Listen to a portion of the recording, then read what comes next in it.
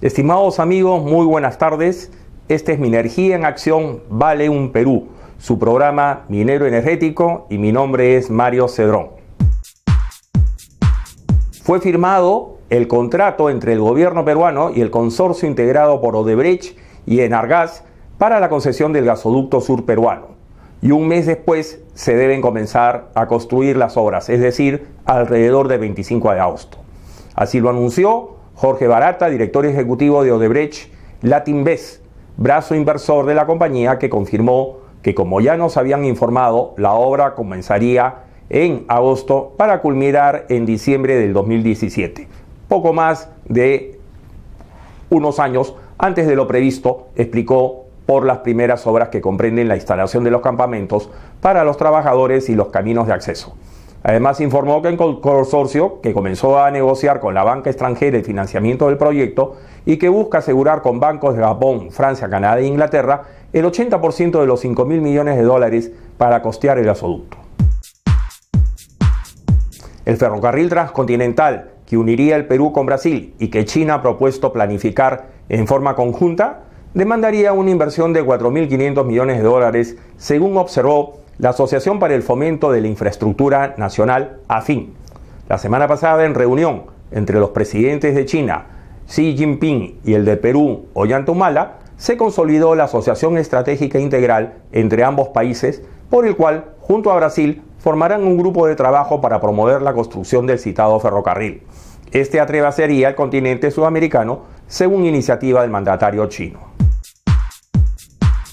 Ollanta Humala cambia por sexta vez a su jefe de la PCM y elige a Ana Jara. En los últimos 2 días, René Cornejo se había convertido en una nube oscura para el gobierno por estar acusado de ser el autor intelectual de un complot contra el congresista Víctor Andrés Belaúnde. El cielo no estaba claro para el presidente Humala a menos de una semana para que se presente ante el Congreso a dar su mensaje por el 28 de julio.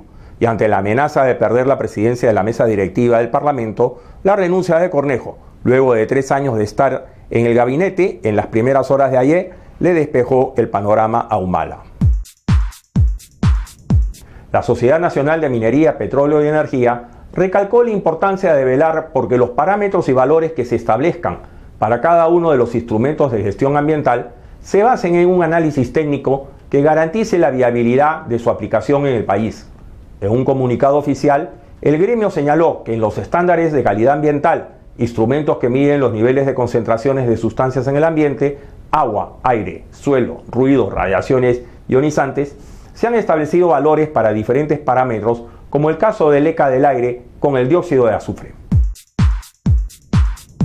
Aseguran que las exigencias ambientales son exageradas. Los estándares de calidad ambiental que se han establecido en el Perú son en algunos casos exagerados, indicó la Sociedad Nacional de Minería, Petróleo y Energía mediante un comunicado. En el caso, por ejemplo, del dióxido de azufre, el valor promedio diario vigente para nuestro país es actualmente de 20 microgramos por metro cúbico de aire, el más estricto del mundo. En la Unión Europea es de 125, en Australia 210 y en Chile 250, refirió. Los parámetros y valores que se fijen deben ser producto de un profundo análisis técnico, anotó. La compañía Glencore Strata anunció hoy que todas las condiciones están cumplidas para completar la venta del proyecto cuprífero Las Bambas en Perú a un consorcio chino liderado por Minmetal. En un comunicado, Glencore dijo que las partes están trabajando para concluir la transacción a inicios de agosto de este año. Glencore, que cotiza en las bolsas de Londres, Hong Kong y Johannesburgo, anunció en abril que había acordado vender la totalidad de su participación en Las Bambas a un consorcio compuesto por Minmetal, una subsidiaria de propiedad total de Goxin International Investment, y CITIC Metal y Minmetal Limited, filial de China Minmetal Corporation. Anunció ayer que había recibido la aprobación de sus accionistas para la adquisición de Las Bambas en la región Apurímac. A continuación presentamos una interesante entrevista al doctor Gustavo Laos, profesor de la Pontificia Universidad Católica de Chile, quien nos visitara recientemente con ocasión del primer Congreso Internacional de Tecnología Aplicada a la Minería que se llevó a cabo en el Polideportivo de la Pontificia Universidad Católica del Perú, organizado por la revista Tecnología Minera. Buenas tardes, aquí cubriendo la conferencia Expo Tecnomin, organizada por el grupo de la revista Tecnología Minera. Ellos han tenido la buena decisión de invitar al gurú, al agorero, al pitonizo del cobre en Chile. El profesor Gustavo Lagos, doctor Gustavo Lagos, profesor de la Universidad Católica en Chile, tiene una larguísima experiencia en los temas de evaluación de estudio ambiental, políticas públicas, cobre, componentes de la demanda del cobre y, ¿por qué no, componentes de la oferta del cobre para poder pronosticar a dónde va el cobre? Obviamente. Buenas tardes, Gustavo. Buenas tardes, Oscar, mucho gusto. Largo tiempo sin conocernos realmente. Así es. Solamente por el internet. Así es. ¿Cómo te ha parecido el Perú? Muy desarrollado respecto a la última vez que vine, que debe haber sido unos 7, 8 años. ¿Perú está más chilenizado o Chile está más peronizado? ¿En qué estamos en esta simbiosis? Inevitable. Yo espero que estemos más cerca. Definitivamente. Nosotros tenemos gas que pueden convertirse en electricidad. Ustedes tienen unas cuentas horrorosas de electricidad. Sí, sí. De repente nos podemos juntar. Sería lo ideal. ¿Están dispuestos a pagar o no? ¿Y ustedes están dispuestos a vender? Bueno, es una pregunta doble, pues. Es una pregunta doble. Entonces la pregunta es, ¿cuánto tiempo tiene Chile para solucionar el problema de electricidad en las minas? Algunas veces se especuló, salió la prensa, que iban a construir centrales nucleares. Pero después de lo que pasó en el Japón, difícil le va a quedar la central nuclear, ¿no? Muy difícil, por mucho tiempo. Y el carbón tampoco es muy amigo de Chile, está lejos, no hay yacimientos, llevar a Chile no está en la ruta, y finalmente los chilenos, grado de educación más alto, tienen mucho recelo de plantas térmicas también, ¿no? Sí, y los de educación menor también, porque yo debo decir que la industria no lo hizo muy bien con las centrales a carbón, no puso la última tecnología. Ah, más viejas. Entonces, de partida había emisiones de partículas, ¿no es cierto? Partículas, ya tipo Sí. China. Sí, había concentraciones altas de partículas en las zonas en donde hay muchas centrales. Y por otra parte, una cosa muy importante, porque muchas de estas centrales están en la costa, no tenía plantas de enfriamiento del agua. Claro, entonces le echaban el agua caliente a los pobres pescados, los pescados se hacían y sancochados. cambió el ecosistema y ahora tenemos tortugas. Ahora tienen tortuga de agua caliente, pues claro, microsistema. Entonces, eso es inaceptable. Entonces, por el lado de carbón, por el lado nuclear están fritos después de Japón. Sí. Por el lado carbón están triplemente fritos por distancia, volumen y ahora resistencia. Y por el lado hidroeléctrico, ustedes tienen su frontera hidroeléctrica muy bien desarrollada ya. Lo más fácil ya fue tomado. Sí, claro. Y ahora lo más, digámoslo así, complicado, donde tienen salmón, donde tienen otros temas de paisajísticos en Hidroaicén, también tienen problemas para ser autorizado. En Hidroaicén tenemos el problema de que los ambientalistas, digamos, lograron introducir un eslogan mundial que ha sido gran éxito, y que es Patagonia sin represas. Patagonia sin represa, ¿qué significa? Con parcas nada más, Claro, con botas. Patagonia para la pesca, Patagonia para el turismo, Patagonia sin represas. Y está el 80% del potencial hidroeléctrico chileno ahí. 80% Sí. en la Patagonia chilena, que es tan chiquita con relativamente a la Patagonia argentina. Claro, es chica, pero tiene más potencial hidroeléctrico porque Salto. nosotros tenemos los vientos del Pacífico. Entonces tenemos 7 metros de agua en la costa del Pacífico. Por lo tanto, hay mucha agua y tenemos 2 glaciares, que es el campo de hielo sur y el campo de hielo norte, Casi como un Oregon, digamos, Washington State. que son los glaciares más grandes del mundo fuera de Groenlandia.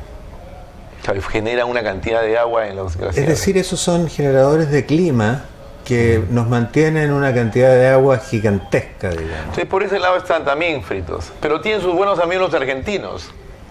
Súper amigos, sí. Bueno, después de las Malvinas, no sé cómo que quedaron, ¿no? Empate, dicen los argentinos. Pero no. Y ahí sí como conversamos en la mañana, Argentina tiene un tremendo potencial por ese yacimiento que se llama Vaca Muerta, que va a revivir la economía argentina. Así que habrá que ponerse amigos. Bueno, con Bielsa ya estaban más o menos bien. Sí, claro, y con el actual también, ¿no? Claro, ya están comenzando. Sampaoli, gran entrenador. No, con los argentinos nosotros siempre hemos tenido muy buenas relaciones. Los argentinos son grandes personas. Cuando son individuales. El problema son los gobiernos. Ah, ya. Eso es distinto, ¿ya? Y los acuerdos, por supuesto, son buenos cuando se respetan. Y no hay que olvidar, ¿no es cierto?, que nosotros construimos... O sea, no pusieron fuerza mayor en esos acuerdos cuando hicieron nada, confiaron completamente en que esto iba a ser cubierto. Sí, que iban... Pero con los argentinos pues se puede, si los buitres estos han tenido que enjuiciar al gobierno y embargarle la fragata, la Cristina no puede subirse al avión porque le embargan el avión, es la única manera que te pagan los argentinos. Sí, claro, sí. No hay manera fácil. Sí, no hay manera fácil. Y por lo tanto es una lección dura que nos dio una ventana de 5 años de bajos costos de la electricidad, pero después nos dio 5 años de dolores de cabeza. Claro. Hasta que resolvimos el problema y obviamente tuvimos un tiempo... Es que la verdadera solución es esta. Perú se enchufa en el tubo con Bolivia. El gas lleva el gas a Hilo. De Hilo lo llevamos un poquito más hasta Tacna, hacemos unas grandes centrales térmicas de gas y ahora el cable se va a 1000 kilómetros al sur. Y ustedes pueden comprar el gas boliviano hecho electricidad, con lo cual todos están felices. Sí. Los bolivianos están felices porque no les venden, ustedes están felices porque tienen electricidad y el Perú cobra por el paso. Sí, está bien, pero Chile necesita una política independiente de energía y yo creo que está trabajando respecto a eso, sin perjuicio de que se logren acuerdos con Perú, por ejemplo. Pero yo creo que la lección que nos pasó con Argentina nos enseñó que hay que tener mucho cuidado. Pero en realidad lo estoy haciendo en broma y fragmentado. Claro, aquí hay una gran discusión porque el gobierno de Fujimori, cuando desarrolla Camisea, pone hace una ley que lo eleva a la categoría constitucional, en la cual dice que los recursos del gas no pueden ser exportados si es que no se satisface primero el mercado interno. Y ese fraseo es una cosa bien complicada, porque ¿qué significa el mercado interno? Electricidad también significa mercado interno, y en un sistema interconectado que va de sur a norte, uno podría estar haciendo electricidad en Cusco y vendiéndola en Quito. Entonces, ¿cómo se ve qué significa vender el gas al mercado interno? Pero ese fraseo ha obligado que el lote 88, que es parte del proyecto Camisea, ahora sea revertido al Estado, sea controlado por el Estado, digámoslo así, para hacer apropiadamente. Entonces hay unos temas de si es que hay gas, si es que no hay gas, hay toda una discusión interna, y los peruanos en general rechazan exportar gas a Chile, en general. Entonces tenemos que hacer que la opinión pública peruana cambie a entender primero cuánto gas hay realmente y que el gas tiene un valor solamente en el tiempo de hoy, no en el tiempo futuro. Claro. Y entonces, claro, porque hay una oportunidad que en China compre el cobre de Perú y cobre el cobre de Chile, y para eso los costos tienen que ser competitivos, entonces la electricidad tiene que estar saliendo de algún sitio y nosotros estamos ahí para generar electricidad. El Perú hoy día genera casi 60% de su energía eléctrica con centrales térmicas, aquí a 100 kilómetros de Lima. 60%. Ya no somos un país hidroeléctrico. Tal vez las proporciones cambien con las centrales de Chaclla y si algunas centrales hidroeléctricas de los brasileños se realizan, pero también aquí hay discusión sobre flood, sobre inundaciones, etc. Pero bueno, entonces, ¿cuándo vas a volver a venir a Lima? Queremos que vengas una vez cada 2 meses, ¿no es cierto? Bueno, claro, cuando me inviten. Y queremos hacer un seminario, ¿no? Sí, sí. ¿Cómo se llama el seminario que estamos pensando? Perú, Chile, cobre y hilo conductor, ¿no? Sí, claro. O cobre y en realidad son 2 países sí. de la misma moneda de cobre. Eso es lo que debería ser. Cae de cajón. Claro. Pero la política muchas veces no lo permite. A veces la política está basada en la ignorancia, ¿no? Otra vez en el interés. Sí, ¿no? claro. Parecería que a veces es más la ignorancia que el interés, ¿no? Por lo menos de largo plazo, sí. Chile tiene una expectativa de estatizar minas, cambiar la legislación de seguridad, modificar la estructura general de la industria del cobre. Eso es por lo menos es parte de las políticas que la presidenta Bachelet ha anunciado. No, o sea, nacionalización... No anunciado, no, hinted, de alguna manera los colocó en el marco, ¿no? Los estudiantes dijeron eso en las manifestaciones de 2011. Pero nosotros hemos hecho encuestas en Chile, que son representativas de la opinión de la población, y los chilenos quieren nacionalizar todo. Quieren nacionalizar las eléctricas, quieren nacionalizar la salud, quieren nacionalizar... claro, AFP, claro. Las AFP, que son las pensiones. Seguramente siguen el modelo de Codelco que ha sido tan exitoso. La verdad que es esa, ¿no? Sí, quieren nacionalizar también las minas y quieren nacionalizar los bancos. O sea, cuando los chilenos dicen eso, ¿cómo hay que entenderlo? ¿Nacionalizar significa que todos tengan pasaporte chileno o nacionalizar significa que es el Estado? Nacionalizar significa que sea propiedad del Estado. ¿Ya? Ahora, ¿qué significa esta respuesta? Significa un deseo. Es como cuando tú dices, mira, a mí me gustaría que mi hija 150 años de vida. Que mi hija fuera feliz, que mis hijos fueran felices, que tuvieran buen trabajo, que les fuera bien el matrimonio, que eligieran la persona correcta. Son deseos. Pero los chilenos no conocen los costos de hacer esto. Por lo tanto, está muy lejos. ¿Y ese deseo de dónde nace? Porque aquí en el Perú nuestro deseo es ser más privados en general. 50% del Perú es privado y después del 50% le gustaría que el Estado le ayude, ¿no? No estamos en el mundo estatal. Ese deseo nace de los partidos obreros de principios del siglo XX. Ajá. Y parte también del análisis que hizo la oligarquía chilena, ¿no es cierto?, los grandes intelectuales chilenos a principios del siglo XX, a raíz de el decaimiento de la minería chilena capital a fines del siglo XIX. Claro. La bajada de Gran Bretaña. No hay que olvidarse que el primer contrato que se hizo en la Bolsa de Metales de Londres, cuando abrió la Bolsa de Metales de Londres, el primer contrato en 1865 se llamó The Chilean Copper Bar. Sí, muy interesante. Claro, porque Chile producía el 50% del cobre del mundo. Pero eran faenas pequeñas, relativamente hablando. Eran faenas que no eran tecnologizadas.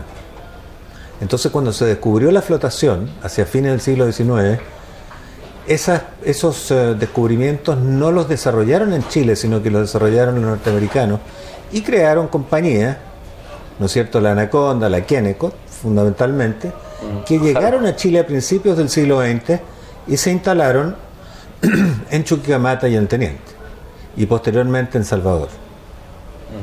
Entonces, la discusión en Chile fue cambiando. Primero era que las minas fueran nacionales, de privados nacionales, pero después se hizo que las minas no fueran de los extranjeros, y después, hacia 1940, surgió la discusión, ¿no es cierto?, de que las minas no debían ser de los norteamericanos. Y después Salvador Allende. Y después vinieron 30 años, ¿no es cierto?, en que se discutió esto hasta que se nacionalizó el cobre. Entonces, esa sensación de que las cosas van a cambiar en Chile en esa dirección... es una vieja añoranza. Tú has trabajado también para la presidenta Bachelet, has tratado con ella. Sí, yo la conozco desde niño. Y yo no la conozco, pero parecería que es una excelente persona. Sí, muy honrada en sus planteamientos. Sí, por supuesto. Muy inteligente. O sea, lo que pasa es que en el Perú nosotros es bien gracioso, porque los políticos ofrecen una cosa, pero tú sabes que van a hacer otra. Eso no es en Chile, ¿no? Más o menos. Bueno, menos que en otras partes. Aquí es al revés, o sea, tú dices, es como tirar un dardo, no sabes qué cosa va a hacer. Eso en el caso de Ollanta está clarísimo. Sí. Pero en el caso de Fujimori fue igual. El caso de Alan García más o menos programable, en el caso de Toledo ahí. O sea, cualquier cosa pasa. Y la siguiente elección, tanto para presidentes regionales como para presidente nacional aquí en Perú, va a ser cualquier cosa. No sabemos dónde vamos. Nosotros hicimos una evaluación reciente, un alumno mío, que tiene que dar examen ahora, hizo una evaluación del precio que costaría vender las 4 mayores minas privadas chilenas. ¿Ya? Que para comprar. Claro. Si les comprara la bolsa de valores. Claro, venderlas al Estado. Ajá. Y según la Constitución y la ley de minera del 83, ¿no es cierto? Eso dice que tiene que ser vendido a precio de mercado. Claro, bolsa. ¿Ya? Las 4 son de bolsa. Pues, sí. BHP, claro. Anglo American, sí. ¿Quién más está ahí? AMSA. Antofagasta Minerals. Sí. Antofagasta también es en claro, Grupo Luxi, ¿no? Claro, y son Coyahuasi, está Glencore también, Glencore, claro. Escondida. Glencore público, compañías públicas, está frito, sabes cuál es el valor de mercado. Sí, sabes cuál es el valor de mercado, y si tú calculas el valor de mercado, y nosotros lo hicimos de varias maneras, llegas a un valor aproximado de 70.000 millones de dólares. Bueno, por esas 4 yacimientos. Esa es la tercera parte del PBI, ¿no? Claro, es la tercera parte del PIB y, digamos, Chile tendría que pagarlo. Ahora, hay muchos elementos para que no pueda hacerlo, porque obviamente claro, tiene... Son 70 billones. Porque no es como comerse una deuda de... No tiene la es como comerse una deuda de claro. 40... como regresar al año 70 donde tenía esa deuda 40% del PIB. Tendría ¿no? que endeudarse. Claro. Bajaría su clasificación de riesgo, sus préstamos serían más caros y además tendría que invertir en estas 4 minas una cantidad enorme de dinero. Sí, porque la inversión es constante, ¿no? En la minería tú tienes que reinvertir todo el tiempo porque si no disminuye la producción. Entonces, las desventajas de nacionalizar son altísimas, ¿no? Claro, y quiero que mi hija se case con un príncipe saudí, pero exacto. Tendría que yo haber gastado unos $100,000 para que vaya a Saudi Arabia y para que conozca un príncipe. Sí, eso empezando por claro. eso. Empezando por eso. Entonces, obviamente tú tomas estas 4 minas y te das cuenta que el ejercicio no es posible y tampoco es posible hacer lo que se hizo en el 71, que fue, ¿no es cierto?, valorizar las utilidades excesivas y pagar menos que el precio comercial. No sé qué significa, es que sí, es una discusión muy complicada. Claro, lógico. O sea, además... Pagar menos que el precio comercial, tú entonces tendría que meterlo a Nixon y otra vez la CIA y otra vez el paro del transporte. Estamos hablando de que el presidente de Chile no podría salir al extranjero porque le confiscarían el avión. No, peor que la Cristina. Mucho peor. No, además el país... Entonces el país está mostrando... Chile crece porque la institucionalidad chilena paga. Exacto. Ser formal paga. Sí, claro. Aquí, todavía en el Perú, ser informal paga. Y por eso seguimos informales, con problemas de lavado de dinero y de oro que se va por las fronteras, porque eso es más rentable para los agentes que hacerlo formalmente. En el momento que tú inviertes esa ecuación, entonces comienza a crecer en institucionalidad y crecer en Producto Bruto. ¿Qué es lo que pasa en Chile? O sea, es imposible pensar en informalidad en Chile. Eso es una cosa que no está definida en el vocabulario, no sé. No, claro, hay un mercado informal, pero es muy pequeño. No, pues eso no es nada, pequeño, pues, no. Aquí nosotros compramos todos. Estaba viendo que de la clase alta en el Perú, 6 de cada 10 compran informal. 6 de cada 10 compran comida informal, películas informales, ropa informal. Claro, entonces, si la clase alta compra 6 de cada 10, la clase E será 11 de cada 10, ¿no? Sí, la nacionalización no es una opción.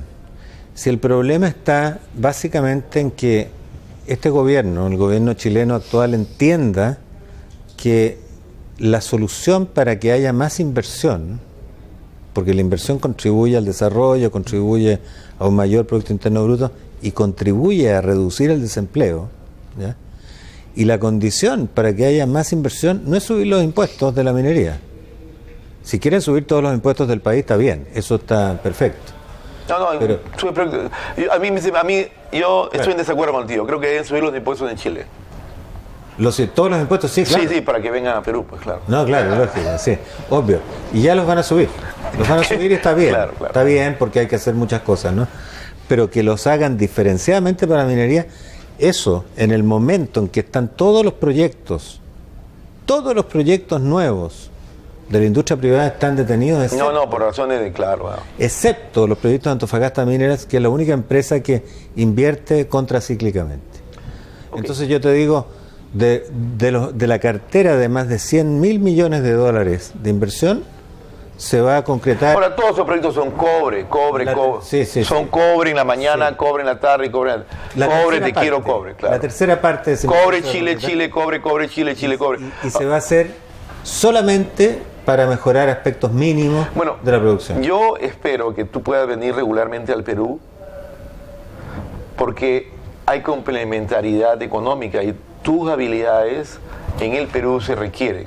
Necesitamos una corporación peruana del cobre o corporación peruana de metales que nos ayude a entender mejor a dónde van los precios y tener la base. Necesitamos tener un marco de institucionalidad más estructurado, porque ahora nuestras leyes se traslapan unas a otras. Necesitamos entender mejor el mercado global desde el punto de vista público, peruano, nacional, como junta de empresas, y necesitamos mejorar nuestras universidades. Ahora estamos en una discusión de ley universitaria. Así que yo te invito a tener siempre las puertas abiertas o tu corazón abierto para poder hacer que nuestras invitaciones, que no son alemanas, sino son más griegas o italianas, o sea, todo desordenadas, y hacerlo en short notice, digamos, en rápido reacción. Estoy muy dispuesto. Intentaremos porque adicionalmente te cuento que yo encabezo el nuevo centro de minería de la Universidad Católica, interdisciplinario, y vamos a crear proyectos bastante interesantes, y yo creo que ahí hay una oportunidad muy importante. Y te agradezco mucho. Seguramente yo no voy a discutir si el pisco es peruano o el pisco es chileno, porque ya esa discusión está saldada. Claro. Tampoco voy a discutir de dónde viene la causa, ni nada por el estilo, porque la discusión está saldada. Pero sí creo que ambas naciones tienen mucho que ofrecer. Tengo mucho aprecio a algunos amigos personales chilenos, mucho aprecio. Estoy pensando ahorita en una amiga, Juanita Fuster, que vive ahí en Santiago. Gente muy educada, muy valiosa, con mucho entendimiento de sus propias vidas, y seguramente es eso lo que tú reflejas también aquí. Muchas gracias. Muchas gracias, Oscar. Un gusto de aquí.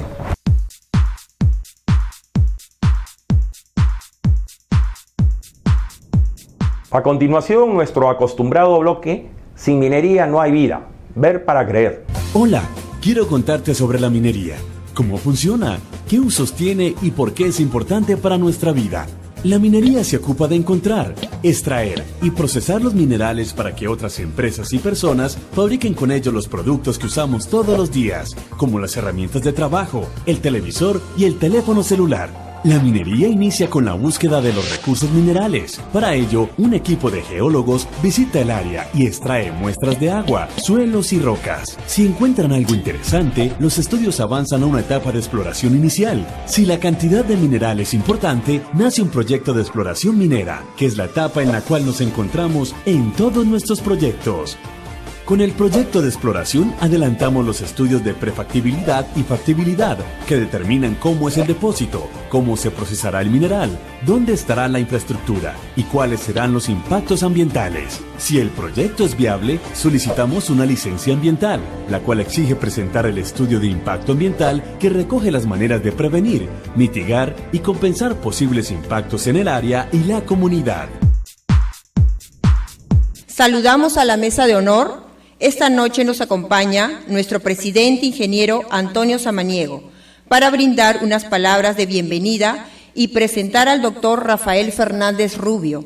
Tenemos el honor esta noche de tener al doctor Rafael Fernández Rubio, gran científico que nos visita estos días, quien nos dará una conferencia sobre el agua en el proyecto Conga, mitos y realidades. El doctor Fernández Rubio ha desarrollado una amplia actividad como docente y consultor en los temas de hidrogeología, ingeniería ambiental y minería en más de 850 misiones alrededor del mundo, en 54 países y 5 continentes. Buenas tardes. En primer lugar, yo quiero expresar el más profundo agradecimiento a esta institución que la conozco hace ya muchos años, el Instituto de Ingenieros de Minas del Perú, por esta invitación, y me tocó también estar con la responsabilidad que me fue asignada de coordinar a estos colegas, coordinar para poder sacar un dictamen que fuese aceptado por los tres que íbamos a firmar este dictamen y que profundizara al máximo en los temas de este proyecto Conga. Y dentro de esa serie de infraestructuras principales, en este mapa situado en esta sobrefotografía de satélite, podemos ver las principales de esas infraestructuras previstas para la realización de ese proyecto. La explotación de esos yacimientos exige la actuación en esas lagunas que por consiguiente van a desaparecer. Otras infraestructuras que tienen también relación con este proyecto, con esta actividad, se refieren a unos depósitos para almacenamiento del suelo orgánico. Ese suelo vegetal que se encuentra sobre las áreas de explotación, que se encuentra también donde van a ir los depósitos de estériles, hay que retirarlo porque luego hará falta utilizarlo como una materia orgánica para recubrir esos depósitos de estériles. Además de ello, otra de las grandes, superficialmente la mayor superficie del proyecto corresponde a este depósito de relaves que tiene esta ubicación aquí próxima a donde se encuentran los dos yacimientos de cobre y oro y también donde se encuentran esos depósitos de estériles. Y el depósito de estériles, ese que hablábamos para el Tajo Perol, sería el que tenemos situado aquí, bordeado por esta línea roja. En esa zona existen dos lagunas, la Laguna Azul y la Laguna Chica, y esas quedarían cubiertas por esos materiales estériles. De tal forma que hemos visto dos lagunas que desaparecen por la explotación, una por la explotación del Tajo Perol y otra por la explotación del Tajo Chairo-Agón, y otras dos lagunas que en principio también desaparecerían porque a ellas irían a parar los estériles de este Tajo. Como he señalado anteriormente, en la zona en la cual nos estamos moviendo, lo que sería ese depósito de desmonte es el que estoy marcando dentro de esta figura, de tal manera que la explotación del Tajo Perol traería consigo el ocupar toda esa zona para poder almacenar en ella lo que serían los estériles de ese Tajo. Y una propuesta es esta primera que presentamos aquí, que era alargar el depósito de estériles por aquí y alargarlo por allá y dejar entonces de una forma intangible, no tocar aquellas lagunas, sino modificar la situación de ese depósito de estériles, haciendo esta media luna y dejándolas, preservando esas dos lagunas que se encontraban. Planteamos otra opción, que es la de construir unos depósitos de estériles, que sería el Tajo Perol, es el que tenemos en este punto. Esto sería el Tajo Perol, era llevar los estériles a este punto de aquí, dentro de lo que es la cuenca de la quebrada de Chugurmayo, tenerla ahí para almacenamiento, tener otro almacenamiento que iría aquí y diríamos llevar esos depósitos, confinarlos en esas represas para, diríamos, no ocupar para nada lo que sería la Laguna Azul y la Laguna Chica que se encuentran en este punto de aquí. Y otra tercera opción era jugar con lo que se llama minería de transferencia. cuando hacemos, este es el histórico de cómo se desarrollaría la explotación minera dentro de estos dos tajos, en el cual lo que tenemos es, lo que está marcado en azul es el mineral del Tajo Perol que va a la planta de tratamiento, y lo que está en verde, estamos hablando aquí en millones de toneladas, lo que iría del Tajo de Chairuagón a la planta de tratamiento a lo largo de los 18 años que aparece como previsión de vida de este proyecto. Tenemos dos tajos, Tajo Perol y Tajo Chairuagón. Van trabajando más o menos en paralelo en los dos. A partir del año 15, el estéril que esté produciendo el Tajo Perol se lleva a la parte ya explotada, porque ahora veremos que la forma lo permite perfectamente, y en lugar de crear una escombrera, un depósito de estériles mayor, se puede hacer mucho menor, llevando en esa transferencia a lo que sería ese Tajo Chairuagón. ¿Qué se conseguiría con eso? Se conseguiría una cuestión de las 5 lagunas, que ahora las vamos a ver también. De las 5 lagunas hay 2 que vamos a decir son insalvables, porque si el mineral está debajo de esa laguna, yo tengo por fuerza, diríamos que va a desaparecer. Estas otras 2 pueden ser salvables, pueden ser con cualquiera de estas soluciones o con otra solución. Aquí, por ejemplo, estamos viendo las montañas de la zona de Cajamarca vistas desde la zona del proyecto Conga. Y llamo la atención porque enseguida vamos a entender por qué coloco esta fotografía aquí. Tenemos aquí esta fotografía porque esto es lo que se llama un mar de nubes, es decir, subido en las cumbres.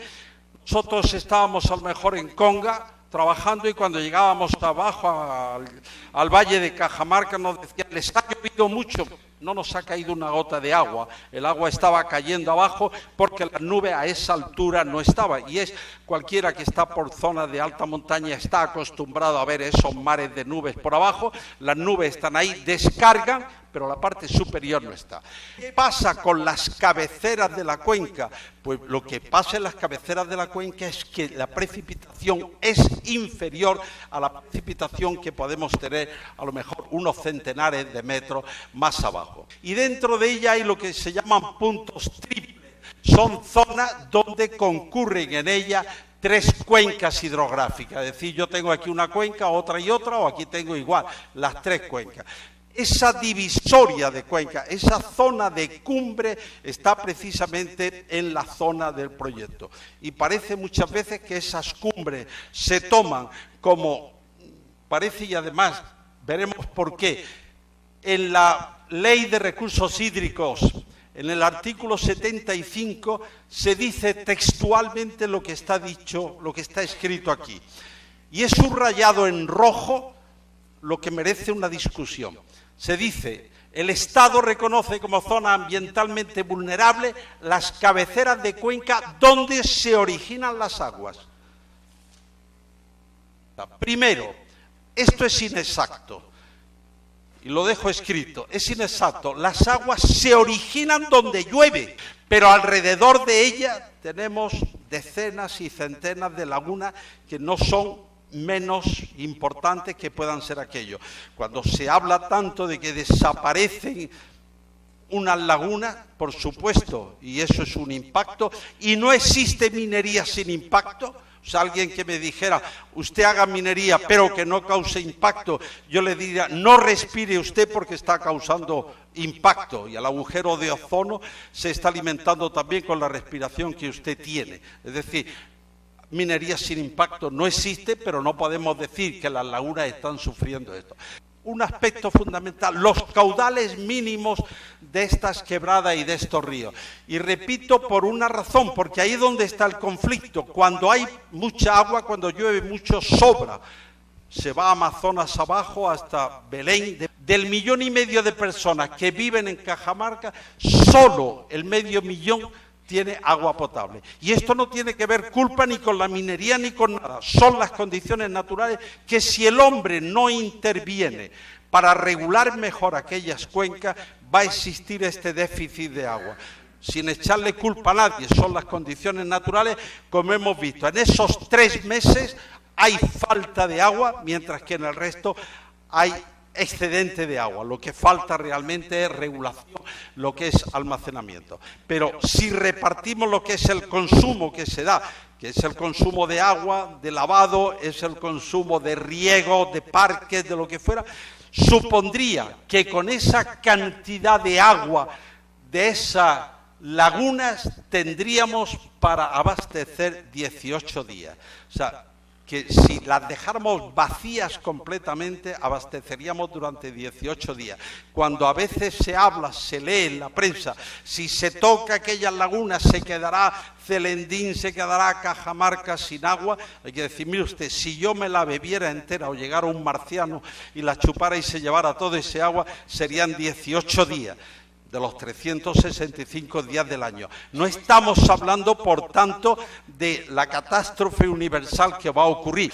Los bofedales son unos humedales que se encuentran en las zonas de alta montaña, normalmente por encima de los 3.800 metros, con humedad permanente, con praderas, pero tienen alguna característica propia de ellos. Reciben el agua de lluvia, aguas superficiales, aguas de filtraciones, pero por la putrefacción de la vegetación que tenemos dentro de eso, dan lugar a ácidos húmicos, a aguas ácidas que no son para nada potables. Estas son las quebradas a las que antes hemos hecho referencia y esta la localización de esos reservorios a los que también estamos haciendo referencia. Las lagunas, en la situación actual, suman esta capacidad de almacenamiento, las 5 lagunas. De tener una dotación de 2.600.000 metros cúbicos, se pasaría a 4.400.000. Y cuando acabara ya la explotación de la mina, de los 2.600.000 se podría tener una disponibilidad de 12 millones con esos reservorios y, por tanto, con agua, con posibilidad de regular. Presentamos nuestra agenda minero-energética a cargo de la doctora Carolina Gamarra. UPADI Bolivia 2014, 34ª Convención Panamericana de Ingeniería, que se realizará en el Centro de Convenciones Universidad Privada de Santa Cruz, Bolivia. E informes www.upadibolivia2014@.com. Tenemos el agrado de invitarlos al Gran Congreso de Relaciones Comunitarias que se llevará a cabo del 13 al 15 de agosto en la Pontificia Universidad Católica del Perú, que lo organiza el Instituto de Ingenieros de Minas del Perú. Informes, congreso rrcc@ilatinaMP.org.pe. Asimismo, es de gran importancia que acudan funcionarios públicos, empresarios y profesionales a este congreso para permitir incrementar los conocimientos en relaciones comunitarias para lograr la sostenibilidad de la industria en mercados emergentes. Tercer Encuentro Internacional de Metalurgia y el primer Congreso Internacional de Explotación de Minerales, que se realizará del 21 al 22 de agosto del 2014 en Lima, Perú. Informes www.encuentrometalurgia.com. Expo Bolivia Minera, que se realizará del 21 al 24 de agosto en el campo ferial Expoteco, Oruro, Bolivia. Informes en feriasyeventos@cotas.com. El séptimo Congreso Internacional Bolivia Gas y Energía 2014, que se realizará del 21 al 22 de agosto del 2014 en el Hotel Los Tajivos, Santa Cruz de la Sierra, Bolivia. Informes www.boliviagasenergia.com. FIGAS y BEIGAS, Sexta Feria Internacional de Gas Natural, GLP y GNB, que se realizará del 21 al 23 de agosto del 2014 en Lima, Perú. Informes www.taiscorp.cc. Simposio Internacional y Expoferia Minera Nortemin, que organiza la Universidad Nacional de Cajamarca en la Escuela Académica Profesional de Ingeniería de Minas. que se realizará del 28 al 30 de agosto del 2014 en el Hotel Laguna Seca, Salón Toril, Baños del Inca, Cajamarca. Informes www.nortemin.uns.edu.pe. Llegamos así al final de nuestro programa Minergia en Acción Valium Perú. En esta ocasión les deseamos unas felices fiestas patrias, el mes de la patria, el mes del Perú.